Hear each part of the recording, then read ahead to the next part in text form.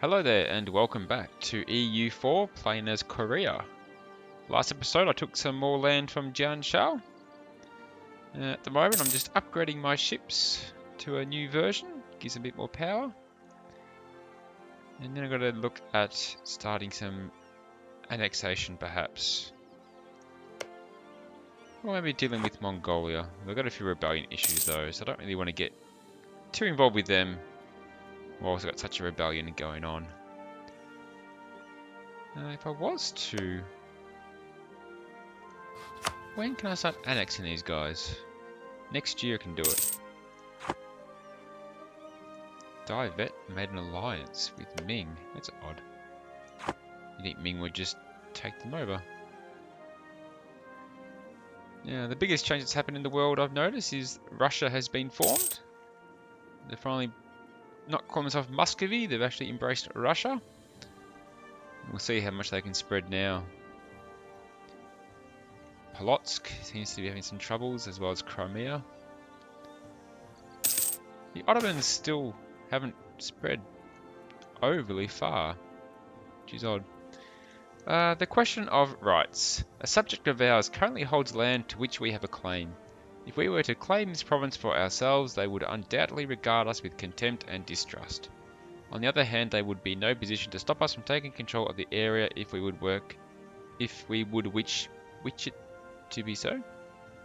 Wish it to be so, perhaps? So we're talking about province in Japan, it looks like.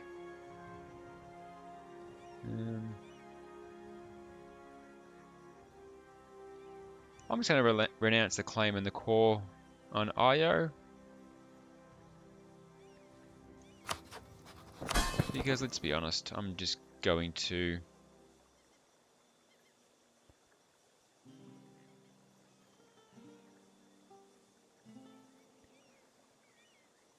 Yeah, I'm just going to vassalize them, so annex them soon anyway. So, no big deal. What? Peasant revolt. One of the good things about serfdom is that by ensuring that peasants cannot move around, they become easier to tax. However, some peasants seem to have issues with this just and natural policy, so they have foolishly decided to revolt. So 7 peasants have uprised in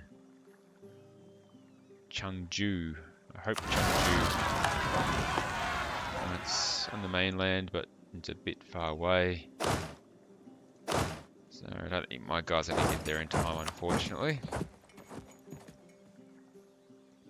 I'll have to deal with them later. Looks like my ships are ready to go back to their trade missions. So let's send them out on their way. Alright, so rebels seize control or the peasants seize control of Chengdu. But I assure you that will not last. Save a few ducats by mothballing some forts. Saving me 2 ducats a month. One army's ready, but I will wait, I think, for the second half of the army to get there, just because they get a defensive bonus. Oh, but they're attacking me. That's foolish. Because I get a massive defensive bonus. Why would they do that? That's suicide. Yeah, a bit of a suicidal attack there by the rebels, but that works for me. Gives me an easy victory. Now, all my cores just kicked in, so I can start doing some conversions. I'll start with Samseong, as that's the biggest effect of my unity.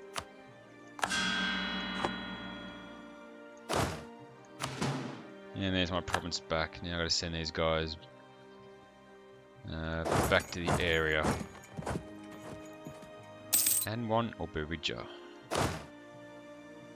The Berija, okay.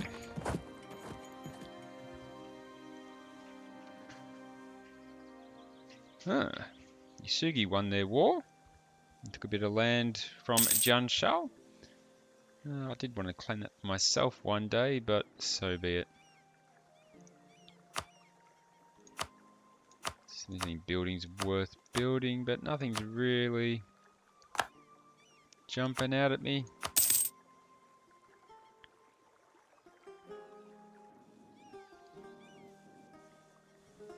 Nothing's really happening in...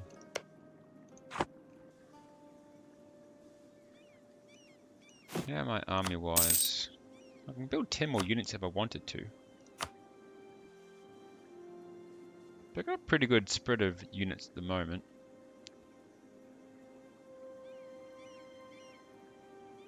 Guess if I was to build more, I'd probably build more artillery, but they are quite expensive.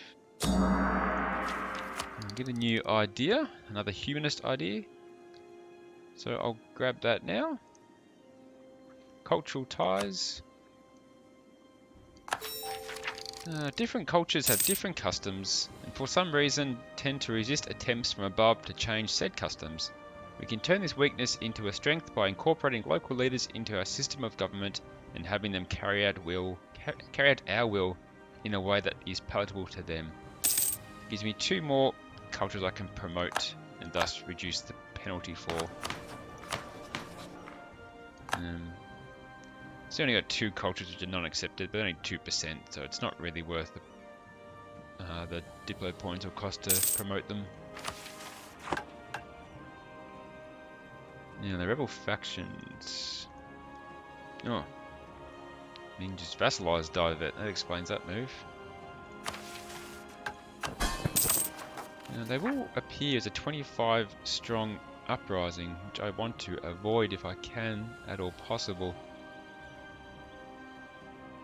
I think it's too high up. I might add one in Highlandbu. They're quite... I can deal with those. I can't deal with Samseong yet though. But if I increase autonomy there, it solves that issue.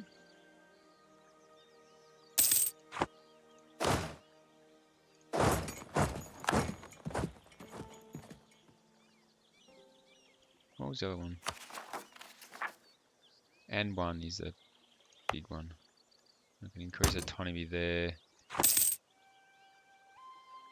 it's just those 19,000. Still a lot, isn't it? Samseong. I've got to Bahari or Berija. I'm gonna do both of them. I'll consolidate my armies. So it's only one province now, which is going to cause issues. It gives me 13,000 uprising.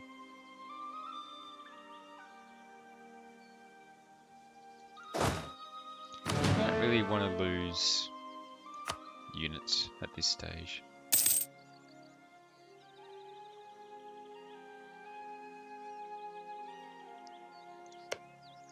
Claim's going to make him Jansha. I'll get a claim on Och. I'll get a claim on Deren. They're the 2 coastal provinces. Get a new tech. Military tech 10. Writer. Pike. Oh, my advisor died. Samsung's been converted. No, now they've got almost no uprising. Writer. Pike and shot formations proved a major threat to medieval knights. The initial response was heavier armor to counter the power of gunpowder weapons, but this slowed down cavalry, reducing their shock power. Reiters were usually armed with 2 pistols and a sword, allowing them to either shoot or charge depending on the opposition they faced. So my maneuver value of units is increased. And I've got a couple more units to choose from. Ming's got a new empire, or emperor. Yeah, now solve the issues in Samsung, they're going to disappear. So I might as well get my new units. I've got the reformed Asian Steppe Cavalry. And I can go for a Culverin.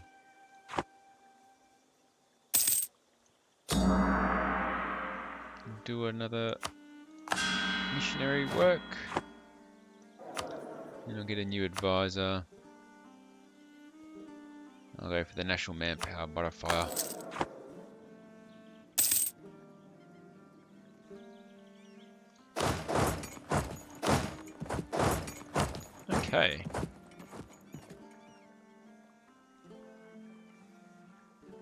I believe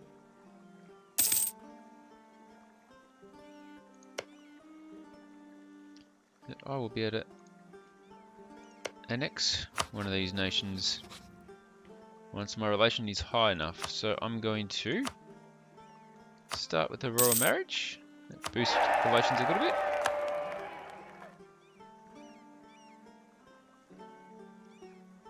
What's it now? 129.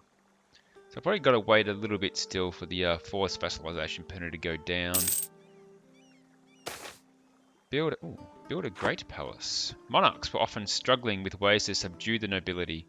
The rise of firearms reduced the nobles' role as warriors, but left them with, in the eyes of the monarchs, too much idle time. Some monarchs created great new palaces with elaborate court rituals to dazzle the nobles and keep them occupied. Versailles is the greatest expression of this movement. So I can build said palace, get some prestige and legitimacy, which would be useful. I can don't build it, lose 10. Or I can build an even greater or grander palace. For a little bit more money, but it gets even more bonus, so I might do that one. I'll build an even grander palace. Done.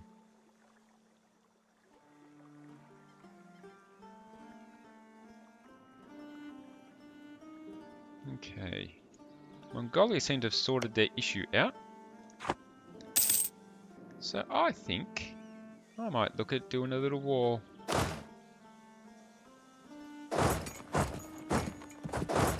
Send my units up north.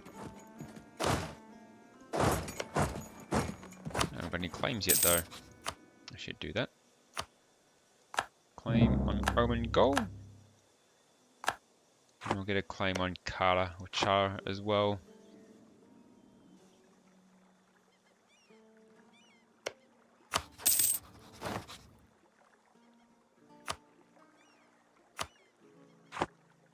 Just to get this relationship up enough till I can do an annexation. Keep looking longingly at Ming, hoping to see black. Hoping to see the nation fall apart, but I think Ming is going to survive as Ming. I only hope Russia gets strong enough, and when their time comes, they can help me. If not defeat Ming, but just steal a couple of provinces for this mission. Those 3 provinces are all I want. If I could find a way to steal them, I'd be very happy.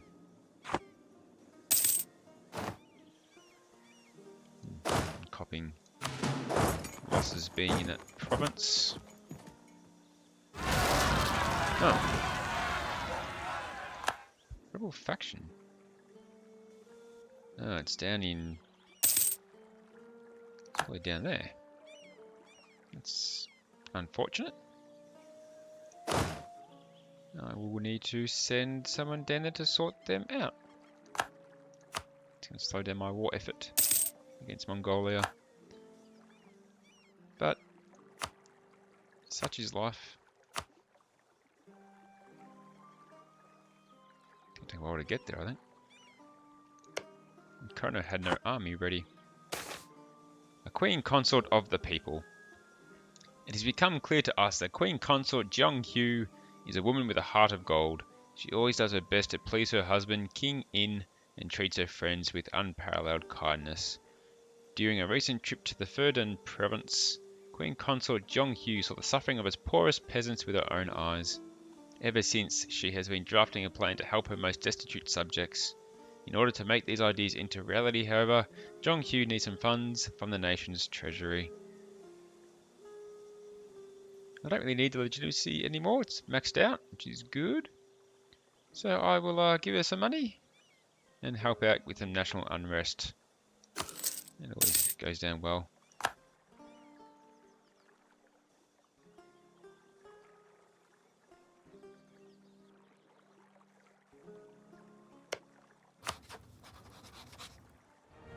I've had 2 interruptions this episode so far. Someone's knocked on the door, and now the wife's calling up on her way home from work. Makes me hard to do my job. Not my day job, obviously, but my YouTube work on the side. Not really a job, it's more of a hobby. But still, interruptions, I don't like them. Yeah, my missionary's almost done with his work. Ah, my army's made it to Japan. It looks like. It looks like they took care of the job themselves, so I guess I will send them straight back to Mongolia. That's a slightly annoying. Next target, I'll send them to Highlandbu.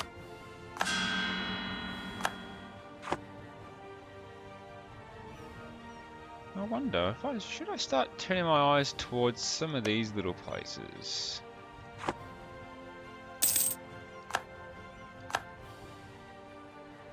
Could be interesting.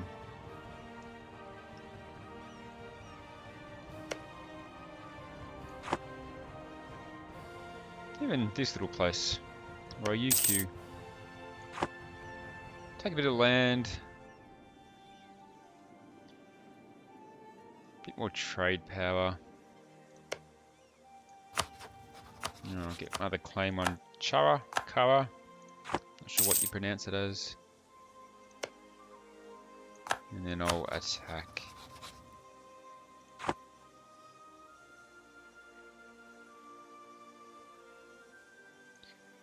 Bring that diplomat back for the minute.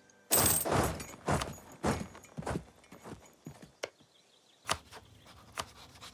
not going to bring in Ming. I'm going to save them for if I actually need them.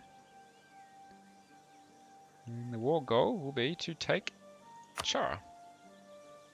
Or is Omen goal better? No, Chara's the one I want. Take Chara. They bring the ally in. I don't care. Let's go to war. Onwards.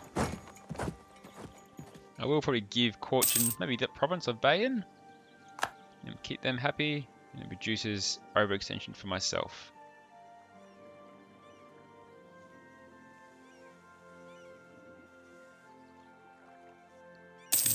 While they're doing the first maneuver, I'm just going to get a claim on Baizen, like so. Alright, to the war.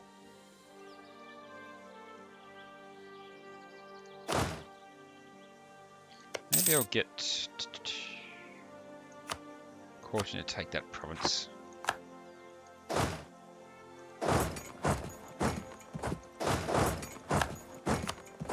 Looks like Mongolia's trying to get an army ready in short time. Another idea, I won't take that just yet because I could use that admin power to core some provinces. I'm going to close my forts. I don't think I'm going to need them. I'll save the money.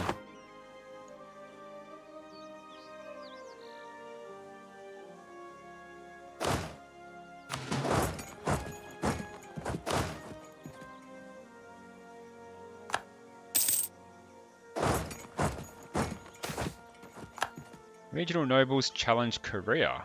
Local nobles are not satisfied with their granted privileges. They demand more rights and are willing to back up this with a rebellion against the king. Oh, really? You know what? I'm going to crush them.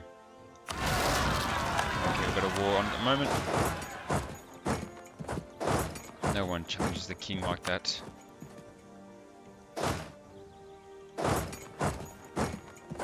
You can take your province for the time being. I don't care if I'm at war. I'm not tolerating that. Not on my watch.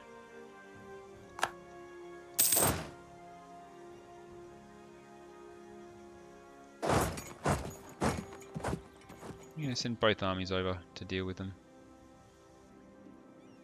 Yeah, are my vassals going to send an army to help? Not too sure at this stage. Alright, here's where the meeting's going to be. 20 versus 14, an open plain.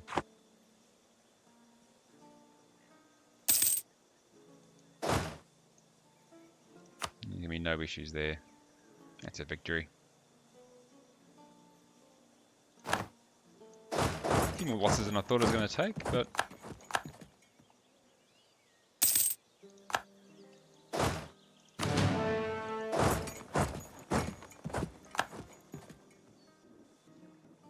Now, because I've got Uzbek in this war, a light unto the world. Our faith gives us peace and security, so we have no need to oppress others. Even those in the darkest depths of pagan beliefs can see how God encourages respect of all humankind. Oh, I got a free conversion. It's alright. And because I do with Uzbek as well as Mongolia, and that little uprising slowed down my effort a bit, I might end this episode here, and I will continue the war next time. I'm sure it'll be a resolving victory. Thanks for tuning in, guys. Appreciate the ongoing support, and I hope to see you next time for the war conclusion. Take care out there. Thanks.